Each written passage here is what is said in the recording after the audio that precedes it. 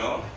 Is it your biggest festival of that scope? I mean, Yeah, I'd definitely say one of the biggest for sure, absolutely. But like this is on a big scale for me, definitely. I mean, I don't play this like every day. Yeah. Do you know what I mean? So it's huge. Definitely. Did you get to see anyone yet? I literally just touched down. Literally just got. And you're probably like flying right after your show. You know how it works. I know, you know, I know. But all good, man. I'm this fine. But have you been to any great shows this summer? I've played at a few good ones, absolutely, across North America and Canada. The reason I'm asking is because maybe you've scouted for some good vocalists or other producers to collaborate. Like you have a wish list because you did work with some amazing people already. Absolutely, obviously. yeah, absolutely. I mean, I tell you what, there was one of the craziest artists that I've seen perform live. I saw in Canada at a festival called Faded. Travis Scott, man. He just played here 2 days ago. I know, I heard, man, but I saw him perform live for the first time in Canada, and I was blown away, man. Like, I've been a fan of his music for a bit, but just to see him perform, his energy is insane. So I really respect that. Did you already reach out to his team? I mean, not yet, but I mean, I think I would like to. But hopefully, he might see me before I reach out. That would be great, you know. You know, I'll tag him in the interview, so maybe that's the way. Who knows? That would be great. Yeah, so do you like playing the clubs or festivals? I know it's a very big difference. I like both, to be honest, because I mean, for me, I'm quite an interactive performer, so I like to be able to kind of be in the crowd and touch the fans and really communicate. Like crowd surfing? I mean, that's happening very recent actually. So yeah, today is a good stage I to think do so. that. I think so. So who knows what's going to happen tonight? Yeah.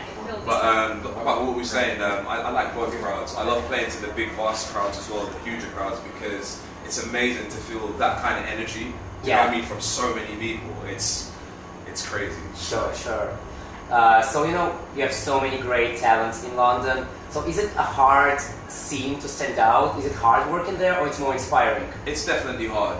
It's definitely hard because the things that they tend to push as well, it's kind of more on the commercial side as opposed to the more raw underground sound, or sound which is just a bit left compared to the other stuff, which is where I feel I fit. Right in the middle. Between, you know what I mean? Yeah. So, I mean, I'm starting to slowly cross over to the more commercial market in the sense of my music is more to their ears, but the music's the same. Do you know what I'm saying? Yeah. But yeah, absolutely. The UK it's quite hard because there is so much talent there. And so little spots on the top 40. Absolutely.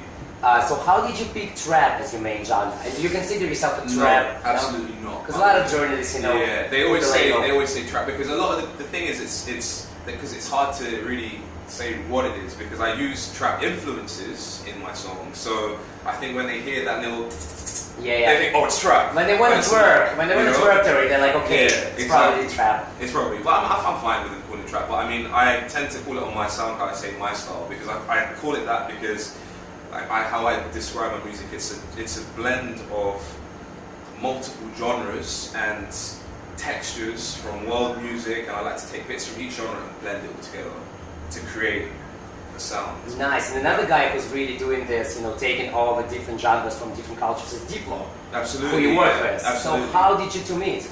Well, he'd heard my music and he just hit me up randomly on Twitter, and he was just like, yo, dude, I really like your music, we should get in the studio. I was like, that's a cool tweet message to get. So I was like, yeah, absolutely. So I went to LA, that's when we first met, and probably had a huge party. No.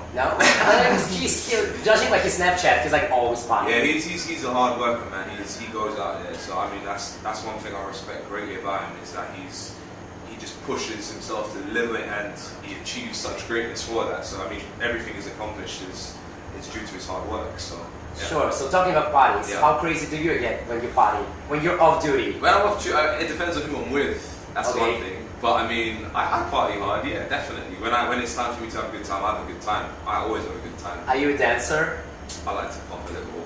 Okay. Will we see you tonight? Yes, you just will. I think you have to. You can't really stand like with your poker face to the music you're playing. It's impossible. I can't stand that, by the way. You can't. No. So what should we expect from you this year? Can you guide us through your like upcoming releases? Maybe new single you're promoting? I'm actually working on like a couple singles right now.